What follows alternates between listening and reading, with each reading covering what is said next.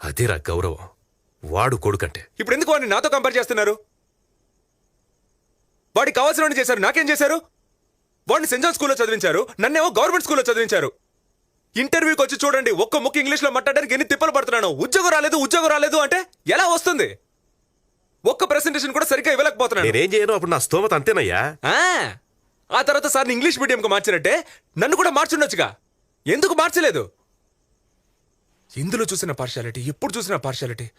Compare చేసి చేసి అసలు ఎందుకు కంపేర్ చేస్తున్నారు?